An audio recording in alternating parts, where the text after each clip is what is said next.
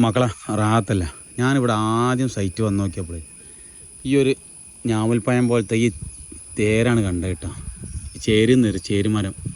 അപ്പോൾ ഞാൻ അവരോട് പാർട്ടിക്കാരോട് ചോദിച്ചു ആ ചേര് ഞാൻ വെട്ടാൻ അവരോട് അതിൻ്റെ ആൾക്കാരാരാണ് വെച്ചാൽ അവരോട് ചോദിച്ചിട്ട് സമ്മതം വാങ്ങി തരണം എന്ന് പറഞ്ഞു. പക്ഷേ സമ്മതം തന്നീന്ന് എനിക്ക് എന്ത് ചെയ്തില്ല, വെട്ടാൻ കഴിഞ്ഞില്ല. അപ്പോൾ ആ സമയത്ത് തന്നെ എൻ്റെ ഒരു അളിയനക്ക് ഇത് തട്ടിയിട്ട് എന്ത് ചെയ്ത് ഒരു കുരു പൊന്തിയപ്പോൾ ഞാൻ അതിന് എല്ലാം മെനക്കെടാൻ തട്ടിയ ചെറിയ മക്കളോട് പറയാനുള്ള എന്താ പറയുക, ഈ കായത ഒരിക്കലും നിങ്ങൾ പോയിട്ട് ഭക്ഷിക്കരുത് കേട്ടോ. കാരണം എന്താ വെച്ചാൽ ഈ കായ കണ്ടാൽ നമുക്ക് തോന്നും എന്താ ഇത് ഞാവൽപ്പഴത്തിൻ്റെ സെയിം കുരു പോലെയാണ് കണ്ട ഈ ഒരു സംഭവം ആണിത്.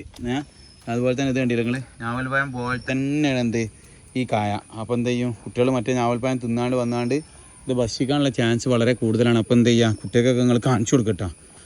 ഇതുമ്പോൾ തൊടുമ്പോൾ നമുക്ക് ബേജാറുമാണ് കണ്ടാ. അപ്പോൾ തൊടുമ്പോഴും ബേജാറാണ്, ഇവിടെ പണിയെടുക്കാനും ബേജാറാണ്. പിന്നെ ഈ മരത്തിനൊരു പ്രശ്നമുണ്ട്, എന്താ വെച്ചാൽ ഞാനൊക്കെ ഇപ്പോൾ ഇതിന് ഒരുപാട് പ്രാവശ്യം തൊട്ടാണ്ട് വീട്ടിൽ പോയിട്ടുണ്ട്.